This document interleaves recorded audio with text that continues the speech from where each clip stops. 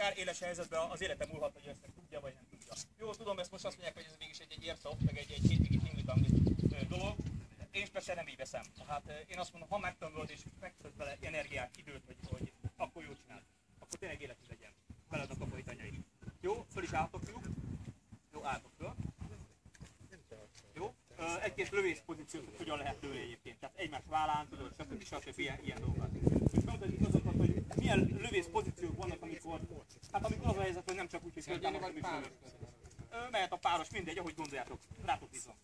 Tehát valamikor nem csak az, hogy föltámadtam a bipodra, azt lövök, hanem vannak olyan dolgok, amikor bizony képzeljétek el, hogy mondjuk itt egy faröm. Itt egy faröm. El van bújva. Viszont nincs olyan támadási lehetőség, és mondjuk a cél az mondjuk egy kicsit magasabban, és a fű miatt nem tud, vagy a dombulat miatt nem tud. Akkor van ilyen, hogy a vállal kell tenni a fegyvert, és a nehézsége foka az, hogy egyszerre kell lélegezni.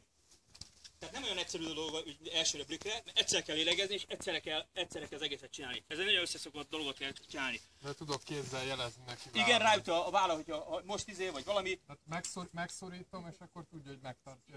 Igen, és a másik pedig az, hogy például, hogyha arról van szó, akkor ő tudja, nem a fegyvert kell emelgetni, hanem akkor fogja, picit tud mozdulni. Látod? És akkor a társa fog mozdulni a dologgal, és ő fogja segíteni, korrigálni a cél megjelölést. Jó, jöhet a következő dolog. Mondjuk legyen amikor a rejtős részen, tehát mondjuk van egy domboldal és neked arra kell lőni. Viszont van egy domboldalad. Vannak különböző variációk, fekszel így, látjátok, itt van például a fegyver, ráfeküdt a lábát, és a térdének a húzásával, emelésével lehet a célt meglőni. Ezek sajnos ezt mind meg kell tanulni, mert ha mi van akkor, hogy te pont olyan helyzetbe kerülsz, amikor lőnöd kell, de hát most még gondolkozom, hogy most hogy is kell lőni, vagy hogy van, vagy nem tudom, és akkor jönnek a tanultak, hogy miket. Tehát itt különböző a magasságokat, akkor nem az, hogy fogja, hanem fogja, és ezt csúsztatja előre, vagy hátra, vagy lefelé, és ugye emelkedik fel a fegyvercsöve. Jó, hát a szokásos dolgok ugye azok, hogy mit tudom én most álltok föl, következőképp mondjuk, hogy álltok föl, és a vállára fölteszed a fegyver, ugye akkor van jelentőség, amikor egyszerűen nincsen lehetőség másként csak így lőni, hogy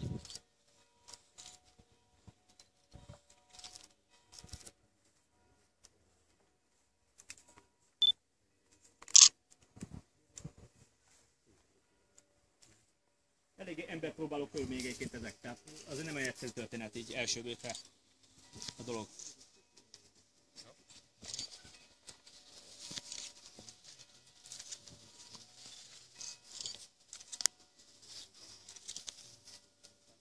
Most nálunk ezt úgy gyakoroltuk ezeket például az együtt mozgást.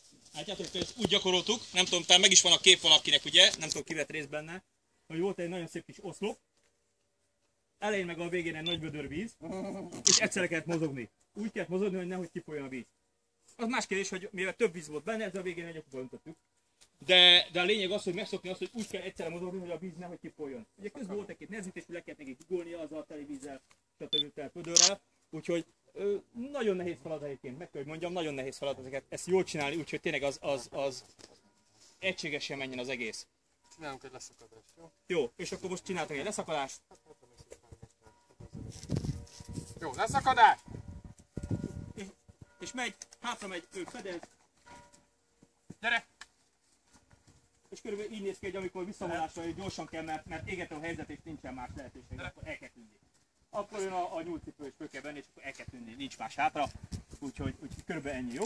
Körülbelül ennyi lett volna így.